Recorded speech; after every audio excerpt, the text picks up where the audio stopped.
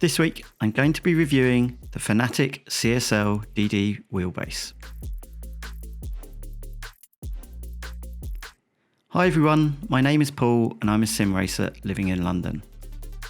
Sim racing wheelbases tend to come in three flavours. Gear driven, such as the Logitech wheels, belt driven, such as the T300 or the CSW 2.5, and direct drive. The direct drive wheelbases are, as the name suggests, a wheel connected directly to a motor. The advantages of this is that they tend to offer faster response times, more detailed force feedback, more steering resolution, and most of all, more strength or torque. The disadvantage of a direct drive wheel is typically the price and the size of them. The top direct drive wheels in Fanatec's line are up to €1,499. A SimiCube Ultimate, for example, will actually be over €3,000. Luckily, along came the Fanatec CSL DD. Priced from €349, the CSL DD is Fanatec's entry-level offering into direct drive wheels. Fanatec used to have an entry-level belt-driven wheel called the CSL Elite. It also had a mid-level wheel called the CSW 2.5 or Club Sport wheel. These were generally known to be very good wheelbases. The Club Sport wheelbase was without question the best belt-driven wheelbase. But now Fanatec has discontinued its entire belt-driven lineup and replaced it with this CSL DD. The CSL DD currently comes on its own at €349 with a power pack only capable of 5 Nm. Alternatively, you can also purchase a boost kit for another €149, which actually makes it capable of doing 8 Nm. Packaging wise, there's nothing too special going on. You get a box containing the unit, 4 mounting T-nuts, a USB cable, and a power supply. If you go for the boost kit like I did, you won't get the default power supply and instead it will come with this in a separate box. When you open up the box, you'll notice the CSL DD is a lot smaller than other direct drive wheelbases such as the DD1 and the DD2. In fact, it's more compact than the original CSL Elite or even the Club Sport 2.5. Personally, I think this is a great thing. For me, I'm mounting this to a playseat challenge, and this smaller form factor actually helps make the whole thing fold up even more compact than before. I'm expecting some people in the comments to say, why use a playseat challenge, get a proper rig? Well, in London, I've got a small flat, I can't fit a big rig. So for me, I have to use a playseat challenge so it's compact and I can fold it away. The question then people might ask is, does the CSL DD work on the playseat challenge? And the answer is actually yes, but I've also done some strengthening mods that I'll go into in another video. The main construction of the unit is in aluminium, which gives a hefty, robust, well-machined feel. There is some plastic in places, but on the whole, the wheelbase feels very well built. One major plus of this unit is the lack of onboard fan. The design acts like a massive heatsink, which means it doesn't actually need an active fan to cool it.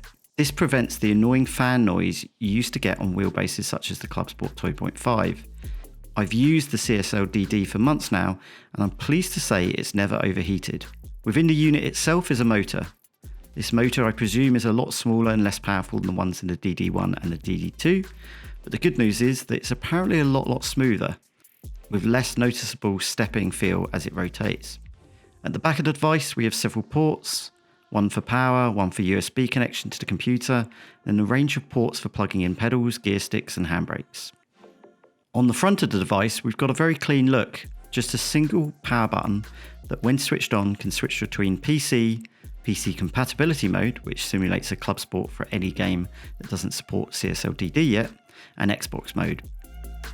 Unfortunately, this wheelbase does not currently support PlayStation, and I'm not sure if in the future it will, or they'll just bring out a new PlayStation specific version. Okay, so now it's mounted, how does it actually feel in game? The first thing that strikes me is how smooth and quiet the unit is. My Club Sport 2.5 was smooth, but this feels even smoother. As well as this, the speed and response to the force feedback feels a lot faster. This would aid my ability to catch slides and react to things happening. Although I definitely noticed the force feedback detail immediately a bit better compared to my CSW 2.5, I was initially underwhelmed with the overall strength and holding torque feel. My first impression was that my Club Sport 2.5 actually felt stronger. I searched online and found some settings from Ermin's channel, shown in a link in the description below, and once I dialed these in, it made it feel a lot better. That said, it still felt like it was lacking that top end punch when it came to a direct drive.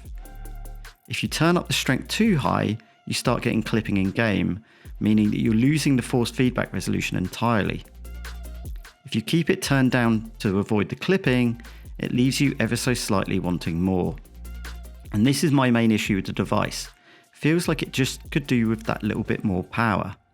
A 10 or a 12 Nm pack would have been absolutely fantastic. I suspect Fanatec know this, and this will be released in the future either as a Club Sport wheel version or potentially another power pack with a bit more power. Although I want more power, I definitely think this is enough.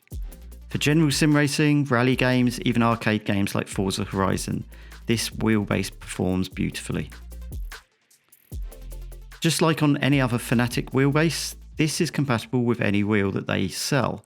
So with a quick release, you can easily change between one type of wheel to another. This is obviously one of the key advantages of Fanatec wheelbases.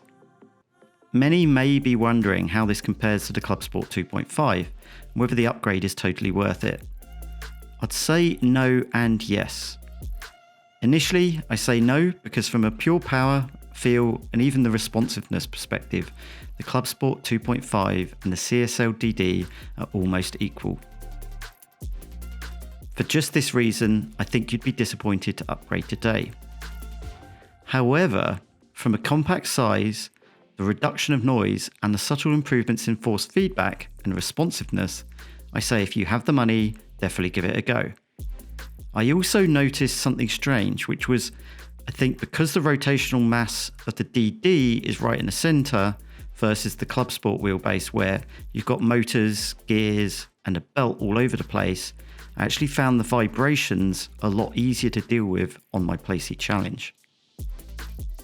In conclusion, for the money, this is an insanely good piece of sim racing hardware. Yes, if you're new to sim racing, you'll still need to buy some pedals and a wheel rim, but I'm a big fan of Fanatec's ecosystem and it's worth it for the quality. My suggestion would be keep an eye out for Black Friday when they often run bundle deals.